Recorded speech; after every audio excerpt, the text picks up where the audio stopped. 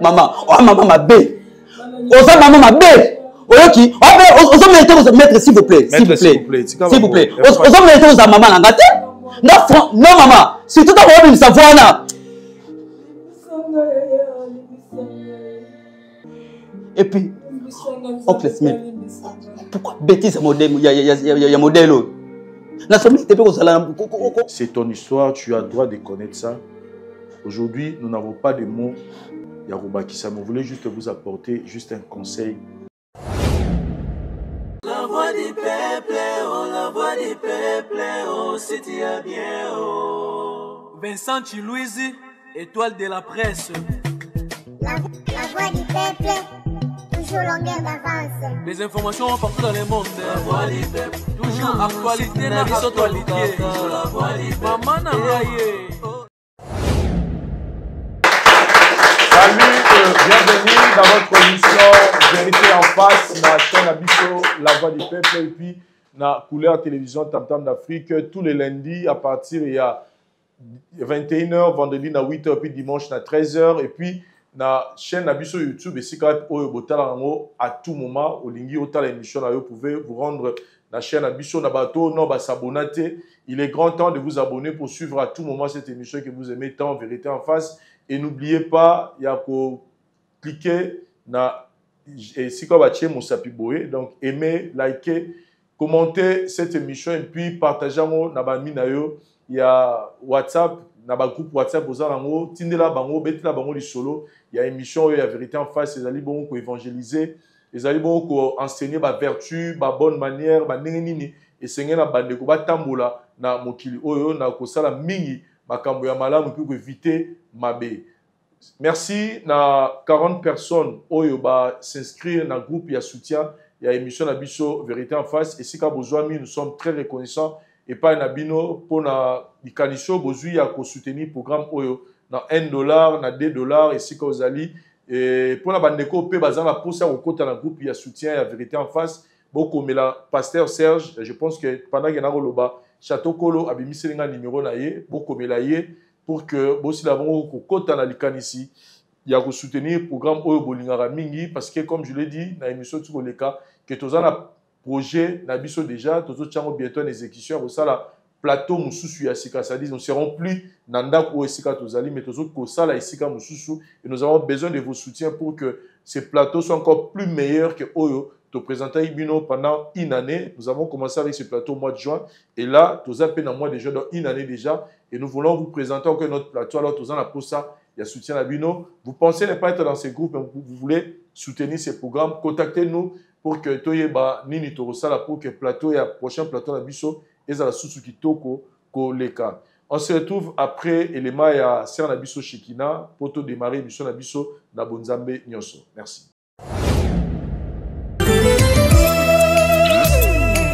Nathalie likolo na se na monite oyo akokani na yo undili ya ba oyo basili makasi ba oyo basili lika papa makasi esilinga Zambe na lembi kolela nini nasala po oya nolangai nasala nini po yo bundela ngai lamuka yawe kota likambo na ngai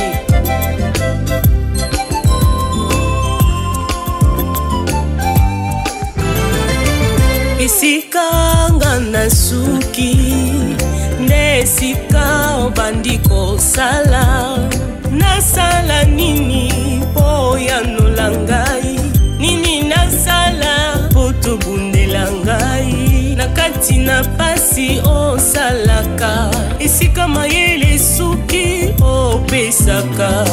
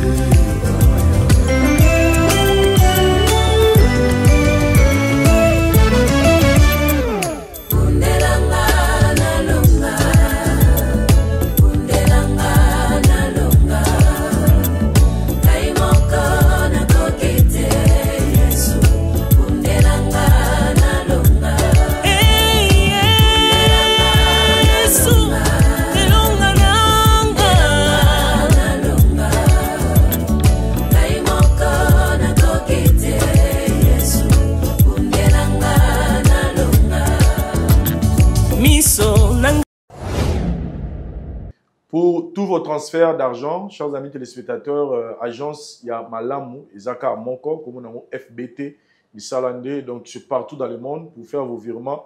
Baza partout dans le monde, vous contactez FBT, c'est l'agence qui a transfert tout ça. Et puis pour la bandeko, baza vous désirez au Kenebo, pour évoluer dans le Canada, nous avons une grande opportunité au Autonomie Libino avec bureau, il y a consultation, ils ont travaillé en partenariat. Bazan un numéro oyo immigration canadienne de pesa bango ba gréa bango pour que basi la bongo ko aider bandeko balingi ba kota na Canada basi la bongo obtenir ba visa na bango d'études visa de travail pour séjour ou ba visa express, c'est-à-dire vous contacter numéro à téléphone bo moni ebimi awa bo benga numéro au pesa bino ba détail nyonso, surtout que bazan pleine promotion pour les 200 premières personnes ba roya ba refuta kaka monga consultation na visa de ba frais, il y a suivi à voyage ba refuta elo mo te donc hâtez-vous parce que nous avons lobby pour les 200 premières personnes parce qu'après les 200 premiers, bao baroya, bao futa sikoyo, ba droit na baron nenge sengeli, nimbo gonyo so ya suivi, il y a voyage. Et chers amis téléspectateurs, nous vous rappelons aussi que ba terrain na biso, il y a niveau ya maluku, ils sont toujours disponibles pour la bandeko bazana pour ça, il y a kosomba mabele pour na rotonga ba maison des rêves na bango, pour na roboma mbongo na bango na o état immobilier parce que comme on le dit, ils ont la business morote l'équipe, ko ça la business ya mabele. Donc, il m'a belé au sommet de lobby aussi, mais il bénéfice. Donc, le terrain Zawana, faites comme les autres, déjà, Barocha, Valère, dans le terrain à Bango. N'hésitez pas. Voilà, nous sommes ici dans l'émission Abisso Vérité en face de l'eau parce que nous venons de terminer l'autre cas. Il y a des koyo ayaki pour na kosenga la permission et pas ya maman ya mwasi na ya balaye. Ka oyo biso na bino toza contre yango et quand bayaki tolingaki baya pour que total isamwana pour le moment on laisse un peu le temps et gérer la situation mais nous allons revenir pour nous repasser bino suite par rapport à ndenge to landela ka yango mais le loto yé awa parce que il y a un secret, un grand secret de famille oyo il faut la dévoiler lelo na émission oyo. Elle s'appelle Maman Dorcas. Elle nous a contacté parce qu'elle suit cette émission. Et elle veut avouer une grande vérité na mwana na ye ya liboso ya mobali. Elle a voulu que ça se passe ici parce que c'est quelque chose qui va choquer son enfant et elle a besoin de notre assistance pour que aye bandingi nini relation na ye na mwana aussi là bon continuer après avoir quoi avouer vérité oyo ya munene comme on dit peu importe tant oyo mensonge azwaka. Mais vérité, a finissera toujours dans Kolonga. Toujours à ma maman Dorcas, il y a problème ni nazana. Merci. On a bandeko bazana posa kotonga bandako na bango ya ba rêve na bango parce que les qui chassent les ofongwama. Pourquoi pas kotonga ndako ya rêve na yo nengo lingaka lupango mezala? Pourquoi pas oboma mbongo na yo na mabele parce que bilobi nini kozalate? Et surtout que les espaces sont déjà développés, bandeko mingi bazala bandako awa basi batonga courant mai makambutu eza kitoko makasi. Donc awa tozali pour na ba contact nyonso bureau na biso ezali bongo na commune ya Lingwala avenue Kalembelembe numéro 256 botunika la flat hotel Tenazia. Donc eza non loin ya commune ya maison communale ya Lingwala. Donc boye wana bokuta bandeko bazala pour kopesa bino explication lisusu bolingi to bobengi biso na nzela ya téléphone na ba numéro oyo bomoni toteli bino na se. Maman Dorcas, bonjour. Bonjour papa. Et to souhaiter yo boyi malamu na lisanga na biso oyo ya vérité en face et puis to remercier yo na ningo porter choix na yo ya ko ya pour que biso awa to accompagner yo na vérité oyo olingo yebisa mwana no ya mobali ya liboso ya vie ndenge natalisa ki yo que nyonso koloba il faut loba nyonso ko bombela mwana eloko te yebisa nyonso ce n'est que par après nde biso to yeba siko nini to sala pour que kimia eza na kati ya libota na bino. Maman Dorcas oti oza femme veuve okufela mobali na yo et mes condoléances une fois de plus. Et les lots sur côté de yeba et l'on est mieux avant la émission. Merci papa. Et l'on est mingawa na bomba ngonga mulai. na bomba ngonga molai makambo mwana wana oyo tikolobela yango makambo mwana wana ezosalanga mpasi mpo age ekele yango kopusana mbamosunga mpe na kokufa ndenge papa na ye oyo soi-disant papa akufi nde nayingaki nalobela ye verité moko etikala na bomoi na ye yango nayepa na bino mpo nakokaki koyebisa ye boye te nayepa na bino peut-être à travers bino bokolobela ye eleka na kimia nde nayebeli bino vérité nini olingo pepisa mwana na olelo toyokango ok papa nga nazalaki kofanda epa mama leki na nga bon mama leki wana azalaki na mobali na ye epuis mobali wana azalaki na mwana na ye disons azalaki na 14 ans nga mpe nazali na mwa fiancé na nga moko tozali kobima na ye mais tozali libala te tozali na fiancé wana de fiancé oyo abalaki yo oyo papa wana tokufa ok tofandi na ye na ndako wana tozalaki mwana garçon ya 14 ans wana aza mwana ya mobali ya mama leki na nga ok donc cousin par alliance tobenga ye ok te aoki azaleki na nga po yo oza mokolo na bino c'est-à-dire aza cousin na yo par alliance donc ok to comprend déjà nde tofandaki na ye bo eza makambo oyo ezopesanga soni mawa na kati ya motema mwana wana ntango tobanda ofanda na ye soki bato nyonso bake mama leki abanda oteka na zandu papa na ye abanda obima ake mosala totikali na ye na bana mike na bengani bana abandaki kosala neti kobima na mwana wana na banda omona yango neti maseki moko kaka boye ntango posa ekuti ngai ya makambo ya mabe wana nazwi mwana wana nake komemamema ye pendant nazosala makambo wana na kati ya ignorance ntango naobima na sinifi wana nazobima mpe na mobali na nga papa Jean tobimika ndenge wana namemi zemi wana ezalaki ya mobali na nga Jean te ezalaki ya sinifi wana moye naloba te ke zemi eza ya mwana wana ya sinifi nake koloba eza zemi ya papa Jean ya mobali na nga atuka epesaki nga mpasi ata ndenge nalobaka kotalaka mwana nde naotala mwana namonaka elongi ya sinifi wana moye ya kosala autrement eza te moye ya koloba eza te ntango papa wana aye kokufa namonaki ke age na nga mpe ezokende kokende nga kokufa yango oyo ifali natika mwana na bosembo moko ayebake oyo papa autaki kokufa azalaki papa na ye te sinifi nde azalaki papa na ye malgré age na ye mama zwa mwa kimia moke tosunga yo pour que to comprendre likambo oyo oza nango mama Dorcas ozovanda mpa mama leki na yo navanda ye mpa mama leki na nga mwana ya mobali ya mama leki na yo soki bato nyonso babimi yo oza kobima na ye azalaki nano 14 ans mpo nani bon ezaka demo ntango asala makambo na ye ezali baposa moko ebanda oyela nga papa ezali ka demo nde na banda obima na ye bon moye na développer makambo mosusu eza te mais etikaka koyeba ke na banda obima na ye ye mpe ntango bozala osala na ye azalaki na ye c'est-à-dire ayebaki azwaki plaisir nango mpe ye moto entraînaki au fait na makambo wana ok mwana wana azali déjà habitué na makambo wana azali kutu soki ata ngai naza kuna te naza na passé wana te abandaki okota déjà na makambo wana koprovoke ke nalanda ye ekomaki lokola mwa bolingo moko ekomaki bolingo mpenza ya solo mbula tosali bambula ebele na makambo wana sikoyo soki na compagne mpe ntango okomaki na mokumba nde okepesa yango napesi papa akufi wana opesaki papa Jean boboti mpe donc papa Jean ti akufi lelo aza na sa mabele mwana na ye atikala ayebaki verité te ke mwana eza ya sinifi ayebaki verité ke mwana eza mwana na ye mama donc papa Jean ti akoti na sa mabele ayebi te ke Moi, na oui, ebi ali. Moi, na ezaki moi na bino liboso, non? Moi, na biso ya liboso.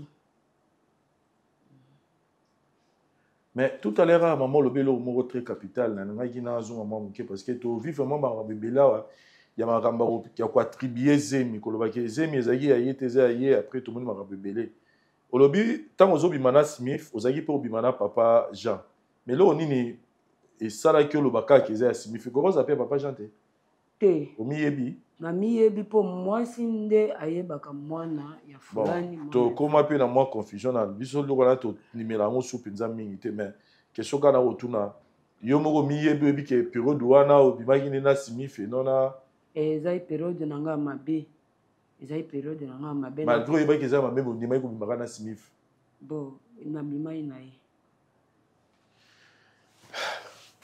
Sikoyo mo tuna musuna zaki nango ye Smith ayebi vérité.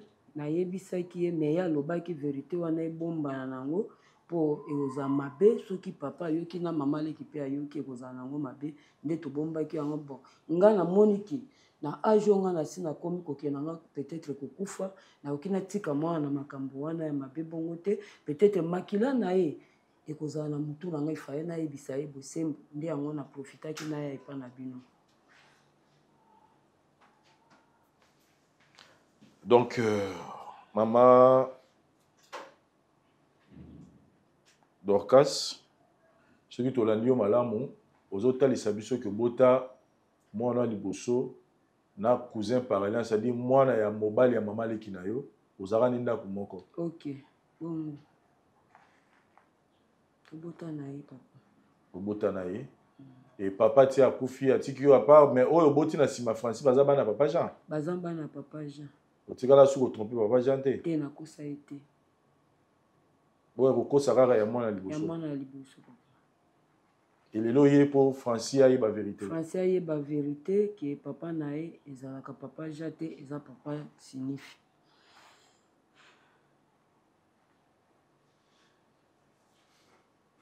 On se retrouve après. Monsieur Smith, bonjour. Bonjour. Te remercier pour cet courage que vous avez pris.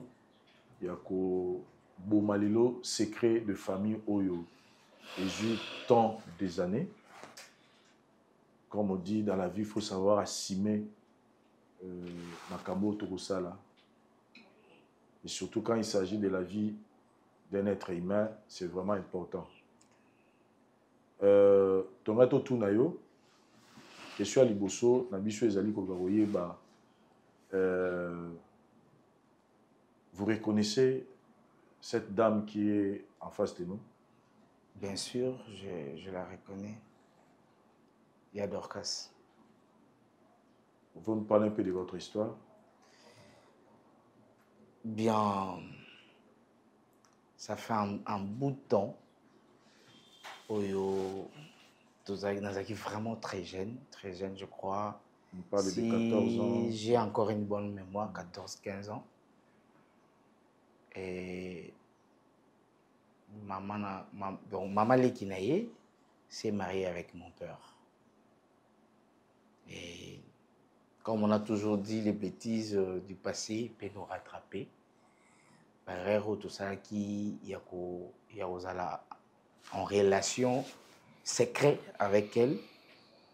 Et ça n'a pas été facile pour moi aussi d'accepter que Azaki Nazé Minanga vise tous ces temps. Parce que... C'est ta cousine par alliance? Ouais, c'est ma cousine par alliance. C'était pas facile, mais on n'a pas le choix. Le vin est tiré, il faut les boire. À comment vous avez su ça? Tant moi na botami, tout temps déjà. Moi na colis déjà. Moi na colis déjà lorsqu'elle est venue me parler de ça. Et mais quelle était votre réaction quand vous apprenez que vous avez un enfant, vous dites qui a bombé là? J'étais très en colère parce que vous savez au Moni Lelo, il y a bana avancé, il y a bana. À notre époque, c'était vraiment difficile. pour que je me souviens bateau Orlando biso bayebi qui n'avait pas que zaki pour mon attendre sous vêtement moi si faut tcha qui la tala. Mais aujourd'hui c'est pas ça. Aujourd'hui moi avancé à moi mingi et à l'époque j'étais vraiment ignorant qui est mamba bon et kokoma. Et lorsqu'elle est venue m'en parler, c'était un choc, des acquis vraiment choc. Mais je lui ai demandé de les garder en fait, parce que c'est des acquis déjà secrets ou des acquis déjà gardés, parce que Toby m'a ridicule aux yeux de tout le monde. Et après un moment, elle est revenue. Elle est mariée. Et surtout qu'elle est mariée aussi. Et ma belle famille Naï Bazali. Elle est revenue lorsque son mari est mort. Mais mettre la pression pour que tout me un peu qu'on sauver Ami à moi. Il veut savoir, elle veut dire la vérité sur la paternité de l'enfant. Et là, vous vous sentez prêt. Déjà, le fait de venir ici, c'est que vous êtes d'accord que bon, en fait, papa journaliste, tout lingate, vérité finira par Kobima. Donc, on n'a pas le choix. Vous allez l'accompagner. Nous tous, on va vous accompagner, mais vous allez accompagner maman pour qu'aujourd'hui, cet enfant qui s'appelle Francis, aïe ba vraie identité naïe, ce sont des choses que vous avez à faire dans vos jeunesse. Il y a plus âgé que yo, mais vous êtes encore enfant. Je peux dire que si on doit revenir dans la terre, mais maman doka saolim bisanga azaki quelque part pour violer yo parce qu'il y a plus âgé que yo. Quand on a ça l'acte moko, il y a beaucoup de moins de 14-15 ans, il y a zaki mikolo pa na yo, donc ils ont le rôle à hasard ou violer. Donc vous êtes un peu innocent. C'est-à-dire il y a ça a même moi ma responsabilité de l'aide. Mais l'enfant est déjà né, donc à Botami déjà, à Koli déjà. Vous allez juste assumer et puis de l'eau, vérité et banane. Merci beaucoup, chers amis téléspectateurs et conseillers. Toko de Saint-Francis pour que tu aies banni aussi ça du Cambo. Merci. Francis, bonjour. Oui, bonjour.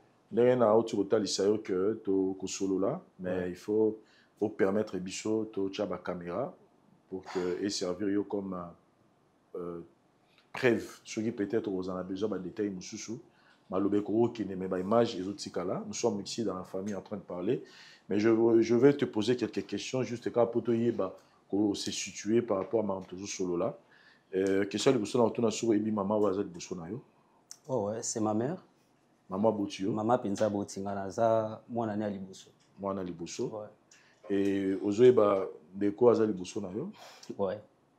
C'est mon oncle Smith. Oncle na yo? Ouais ouais. De quoi maman? De quoi maman? On vient de nous dire que papa Otel Gotika Biso. Effectivement, à peine papa Otel Gotika Biso à la minute. Papa Jean. Papa Jean Koufaki.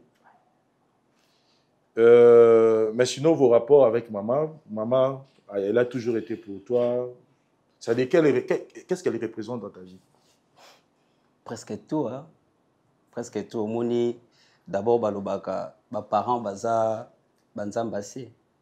Donc, maman n'engazana d'abord tant n'enga moni naza déjà nzambe pananga et puis na union soit ça la rap. Donc, azap manio se ponanga année seulement. Donc, elle représente tout pour moi dans ma vie. Et puis, la lingake makasi. Elle a toujours été là pour toi dans tous les moments. Oui. Yamalam ou Yamabé. Oui, même dans les moments forts, et tout. Vraiment, ça l'a. Courage parce que Botika Likanaye, mon papa qui dit c'est pourquoi Salibomo. Ouais. Et ici, Sopiona nous balina nous te, aux allant comme moi en bas, surtout jeune azo bundana on a vie. Et voyant nango, je pense que oh maman sala pour nayo, yo peut reproduire nango na moi si au bala aux soins na malamu. Pourquoi pas? Et l'oncle Smith aussi de temps en temps, ceux qui m'ont cocaché, mon ami beaucoup tanaka. Oui, tout ça là. Dernièrement, tout ça là na fête moko ana tout ça qui ensemble. Tout ça là à tout moment. OK. En fait, to bengi sur parce que ba mi balé, ba dans la secret, ba dans la vérité mo ba ni ba vouer le. Ouais. Une vérité yo to resenga na yo fo mo yo kabango. Mais vu que maman zana moi makasi penza te ya kolobango.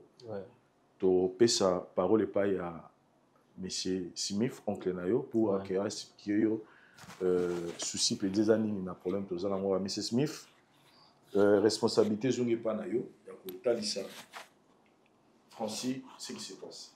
Voilà, merci beaucoup monsieur le journaliste. C'est une lourde charge ya ko expliquer yo ou na expliquer aussi ko. Ça fait des années passées, des années où il était belé. Je sais que pour nous détailler, tu m'appelles ton oncle bien sûr. Je suis ton oncle Ndenge Tokoleli, mais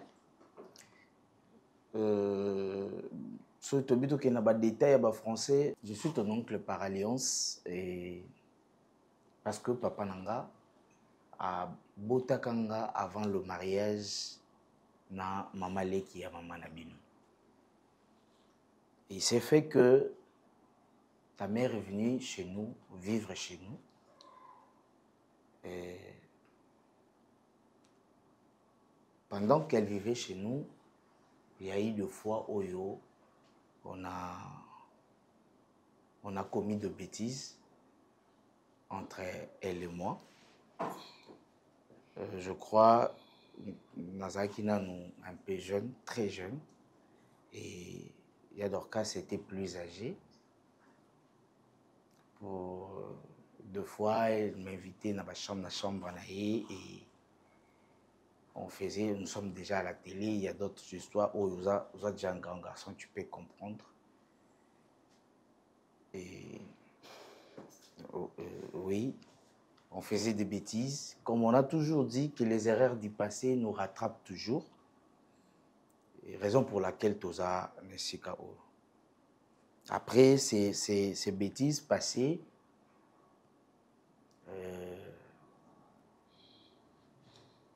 je viens d'apprendre, à un moment donné, j'ai appris que la sœur était enceinte. Et papa na yo ayaka kozoye parce que azaki nazemi bakendaka.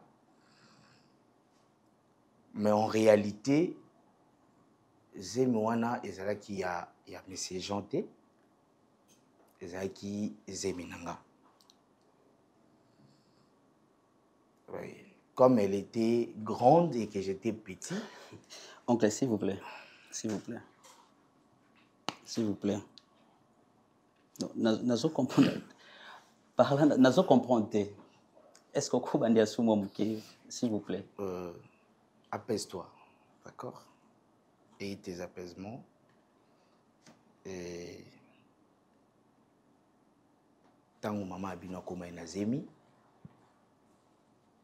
Akenda qui est pas mobile nae qui a sali geste et ça la balier qui et des années après j'ai appris que en réalité tu n'es pas le fils de monsieur Jean, tu es mon fils. Je sais que ça pourra être dur pour toi, mais c'est la réalité. Est-ce qu'il... Non. Maman. Ça c'est quoi? Hein? Ça c'est quoi ça? Non, mais s'il vous plaît. Maman. Dis-moi un peu la vérité. Oh, oncle Smith Lobana, ils ont dit moi, je ne comprends pas. Est-ce que l'oncle Lobana est solo?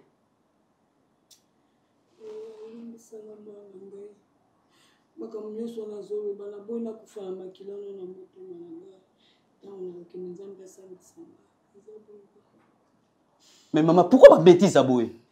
Pourquoi maman? Hein? Maman, pourquoi depuis quand là on a besoin de boité? Pourquoi besoin de boité? Moutonga na obenga oncle ntuka. Y'a papa nanga. Non maman, non. Non, jamais. Jamais, maman.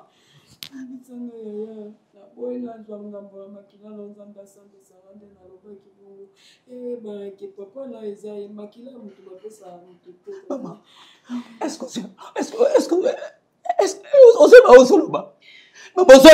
maman, pourquoi bêter sa bonne Sonia modèle? Ça veut dire depuis quand là, au col de la boue était l'élo pété. Hein, maman? À tout moment, on a bengue oncle. Et puis, on est bien que je suis un garçon, Nazar, ma petite soeur, c'est que je comprends bien que tout ça, mon papa m'a ôté. Non, le bénin modèle, wana. Maman, oh maman, ma belle. Osa maman, ma belle. Oyoki, osa mettre s'il vous plaît, s'il vous plaît, s'il vous plaît. Osa mettre osa maman l'angate. Non maman, si tout à l'heure il savoir na. Et puis, oncle Smith, pourquoi bêtise modèle, il y a modèle. Na somme était pour ça là, osa papa l'angate. Oyoki, osa papa ndoki. C'est un modèle, maman. Après tout.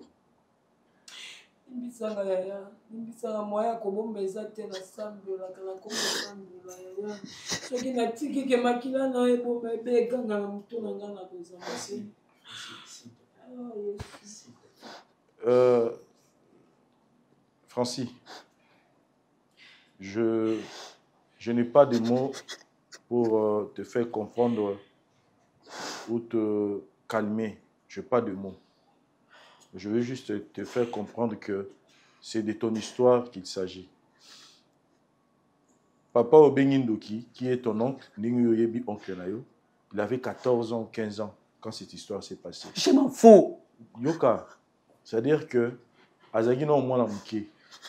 Et on ne sait pas ce qui avait animé ta mère pour qu'elle ait Lukakaye, des forces pour qu'elle fasse la Makambouana. Mais oui, à Makambouna, et c'est ton histoire, tu as le droit de connaître ça. Aujourd'hui, nous n'avons pas de mots. Yarouba Kissa, mais on voulait juste vous apporter juste un conseil. Kota Lisayo, Ningini Nero, pour gérer vérité all.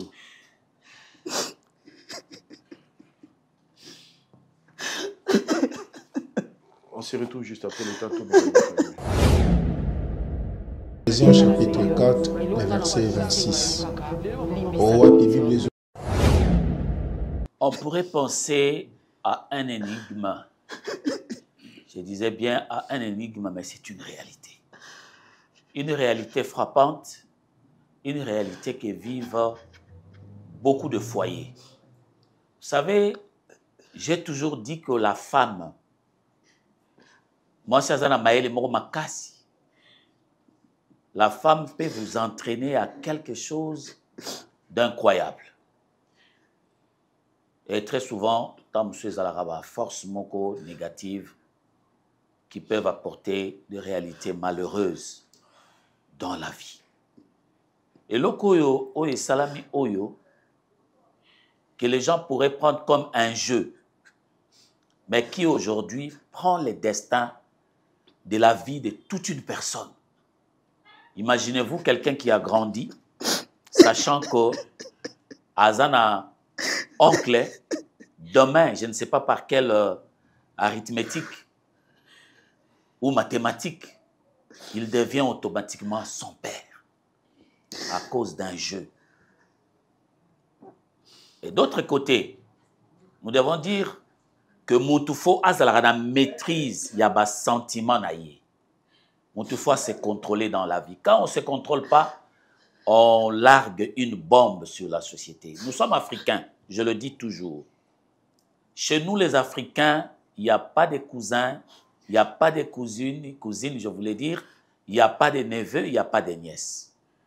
Et celui qui est appelé oncle, à cause de nécessairement tes caca, c'est ça la logique africaine. Donc, quand on regarde très bien, Smith, dans la tête de Francis, c'est son vrai oncle. Demain, il devient papa. C'est trop fort. Alors, pour la maman, nous pourrons dire que Asali bêtise moro fatale. Et il faut vraiment un temps pour que Francis a digéré un mot et puis a zonga normal. Bon, ça pourrait être la même chose aussi pour Smith, hein, parce que le jeu était commun. Alors, tout ce que nous pouvons dire à Francis, c'est que on ne choisit pas un père, on ne choisit pas une mère, on ne choisit pas un frère, on ne choisit pas une sœur. C'est la famille. On peut choisir un ami, mais un père et une mère, on ne le choisit pas. Et la formule par laquelle cela est arrivé, c'est sa formule, c'est unique pour tout le monde. Tout ça, la choix en a été. Ma parent de basa la choix ya bango entre moi si na mobali. Mais l'enfant reste l'enfant par une formule inconnue. Donc Andy Mango a zongi cette intelligence na yenase parce que Aroyuko s'est transpercé à faire tomber sang na yenase. Son sang reste le sang de Smith et sa mère reste notre maman que vous avez vue. Merci beaucoup. Merci beaucoup, Cordon, pour la parole. La situation où vraiment la relobana. Bisonyoso, il faut tous à la na conscience. Peut-être yeba kaba acte nini tozo opposé na vie, surtout na ba présent na biso. Il faut vraiment te contrôler kaba acte na biso.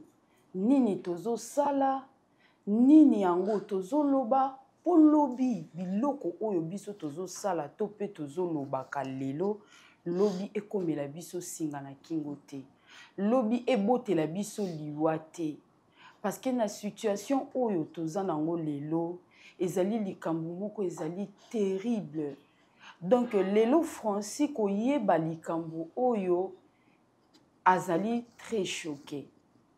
Donc ezali likambo moko tango toyoki yango esali biso nyonso soni na pasi ya komona ndenge nini diable akoki kokota na ba vie ya bato po abebisa oyo nzamba atiaka kati ya mutu.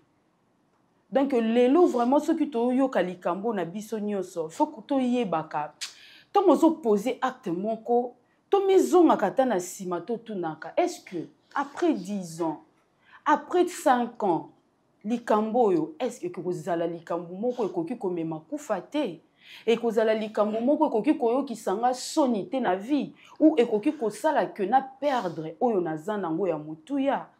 Donc pour nanga na koloba na biso nyonso vraiment to contrôler ka ba acte oyo to posa kalelo. Francis maman tazali boma maman ta azandenge nini azaka maman likambo oyo komeli maman pour moi je dirais ezaka diable muto banda ki ko utiliser parce que ceux qui azala ki ye moko na temps normal boye ezala ki vraiment na conscience na ye ezala ki molimo mabete akoka ekoposer acte oyo salité. Mais Dieu est bon à sepeli que likambo oyo ezala caché te lelo babimisa likambo pour nanga na osenga na yo ko rejeter te bien que eza mabe mais ko rejeter maman te. Maman azaka maman, papa azaka ka papa. Et l'on a rekolo bayangwana bisonyo so vraiment to yebaka nini o tozo sala lelo polo bito regretter. Merci. Merci Cordon pour la parole. Pour un problème où lequel biso a vraiment ils ont vraiment pas si to qui passe makasi pour les lits. Biso kaka na sena mokili oyo to tambola kamalamu.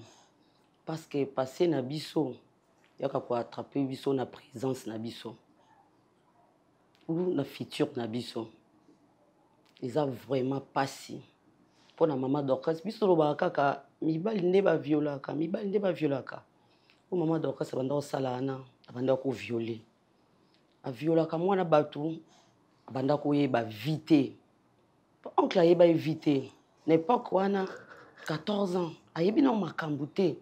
Maman Dorcas abenga kaye on sepelisa banzoto na epa na ye c'est pas bien ba ope ba continuer ko sala ngo batika ko sala ngo parce que tala lelo oh ya sali.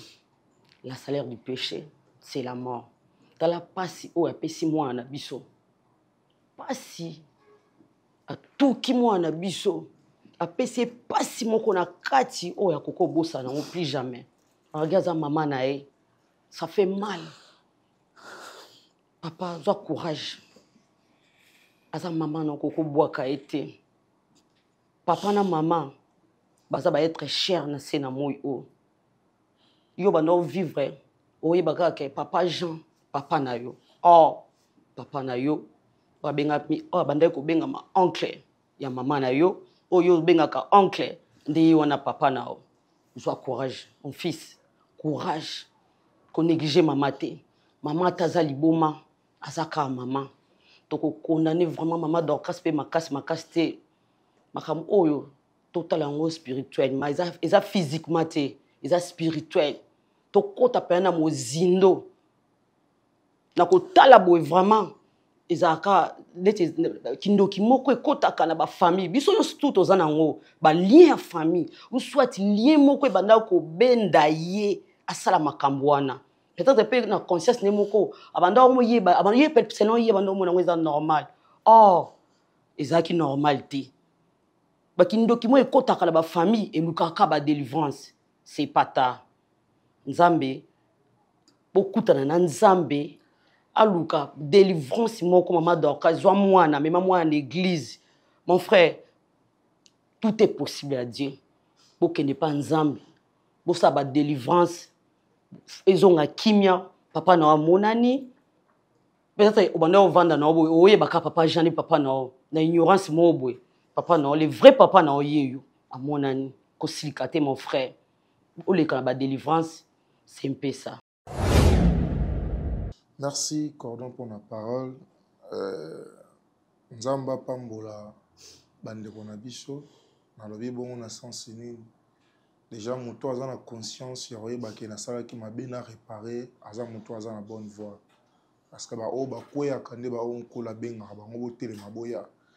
Zamba pambola bino. Mais pendant que on a dans l'histoire na bino, je suis en train de réfléchir na histoire moko etali mabele et na kata histoire etali mabele na meke un peu ko penser na verset biblique moko Apocalypse chapitre 12 le verset 12 o wapi Bible zoloba.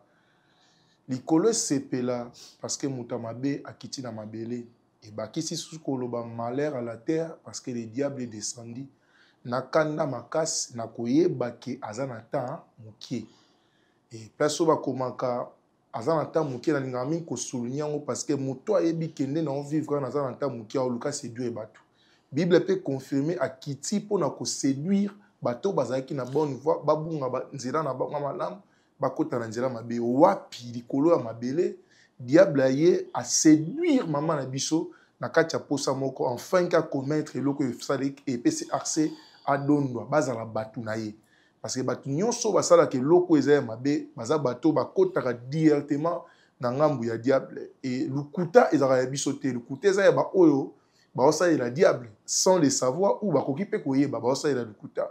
Kasi nzamba zwa lokumu parce que mukolo moko Bible zoloba na Apocalypse chapitre 115 le verset 16 et lobi boy. Malamu siko parce que mabele epesami na mwana ya moto. Mwana ya moto eza nani eza Yesu.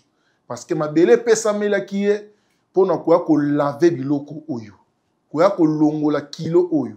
Koya ko longola salité au diable lukaka tia lokola yende mokonzi mabele, mokonzi ya mabele.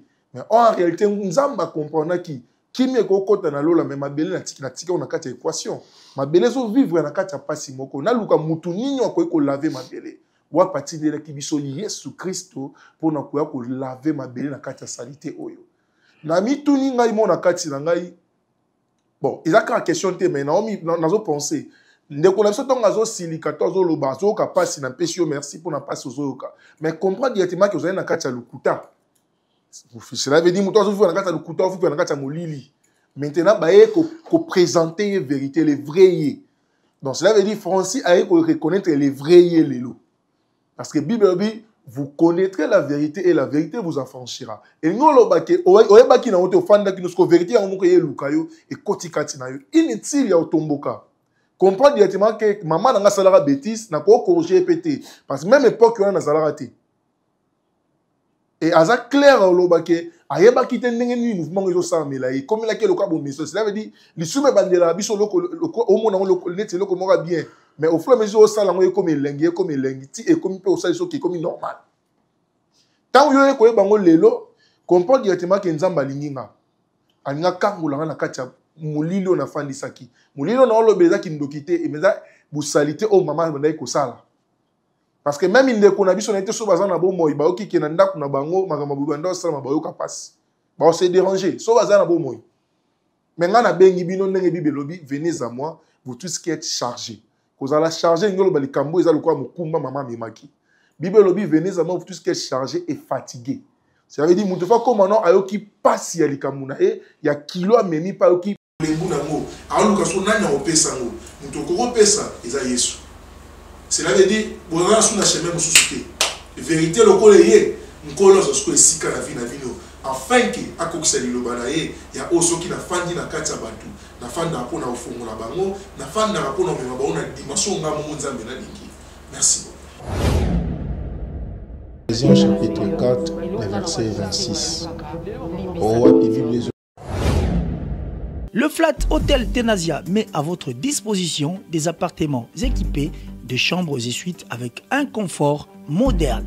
Une salle de fête moderne pour toutes sortes de manifestations, anniversaires, fêtes de mariage, réunions et autres. Pour ceux qui adorent la restauration, il y a un restaurant VIP à votre disposition. Un nightclub pour les amoureux de l'ambiance responsable. Un service traiteur de renom. Et pour ceux qui adorent rouler en sécurité et en luxure, le Flat Hotel Tenasia met pour vous une location des véhicules des marques. Le Flat Hotel Tenasia se situe dans la commune de Lingwala sur l'avenue Kalembelembe numéro 256 à 2 minutes de l'avenue Libération ex 24 novembre. Mon frère Francis, je pense que au Tugoga va conseil à maman et papa. Et dans notre hôtel que Nazala va monter ou remplacer et l'eau que je ressentir en ce moment.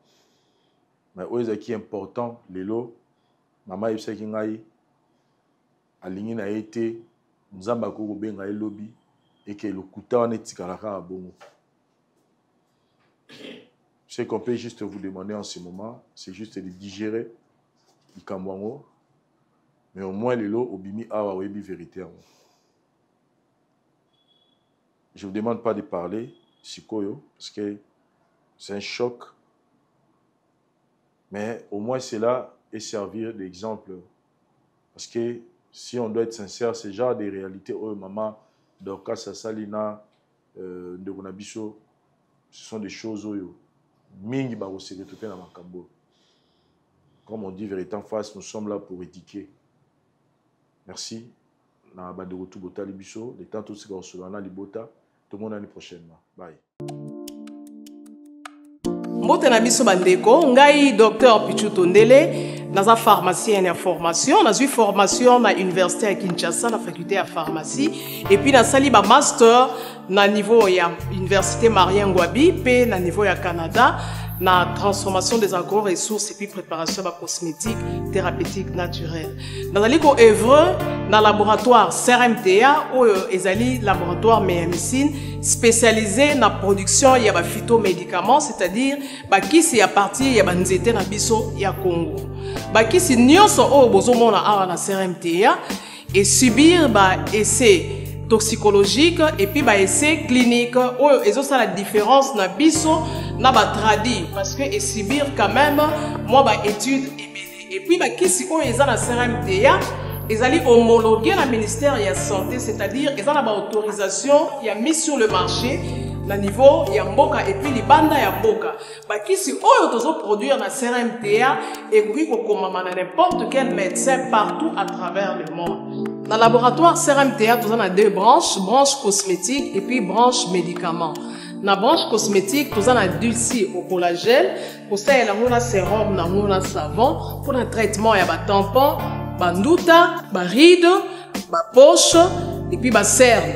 Nous avons dulci réparateur, kosalela ngo na sérum nango mpe na savon okoki associer mpe gel douche pour le traitement ya babouton et puis réparer le poso na yo toza na dilsi cheveux kosalela ngo huile nango na shampoing nango pour le traitement ya bacheveux abîmés bacheveux oyo ebebi bacheveux colorés ezali kobotisa suki noki et puis ezali koretarder repousse ya bacheveux blancs toza mpe na parfum na biso oyo tosali à base ya banzete na biso ya Congo spécificité nango ezali kokitisa yo stress na kati ya nzoto na branche médicament tozali na méamycine sirop comprimé oyo ezali kisi na biso ya bamibe balevure eza anti-poison ezali kotraite baproblème nyonso ya libumu tozali na kisi na biso diazostimile oyo ezali kotraite différentes formes ya impuissance sexuelle totangi éjaculation précoce dysfonctionnement érectile manque ya libido azoospermie tozali na kisi na biso zingenalis supo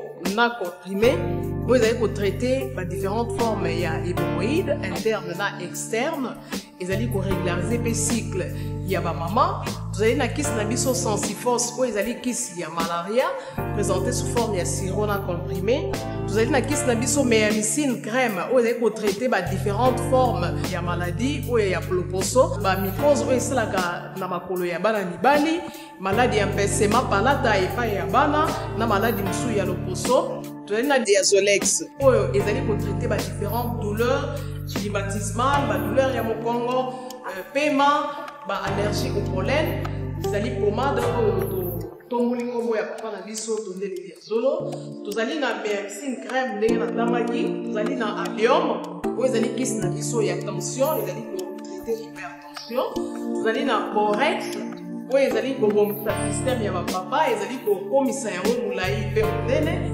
tozali na menga kisi na biso ya makila oyo ezali kozongisa makila na bato oyo baza na problème ya anémie quel que soit son type ya anémie et puis tozali na tisane docteur Maxon oyo ezali tisane na biso ezali kotraite bamyome bafibrome kyste ovarien et puis basi oyo baza na problème ya kobota tozali mpe na diabéine oyo ezali kisi na biso ya diabète et puis tozali na anti-poison na biso oyo ezali koneutralize poison na kati ya makila.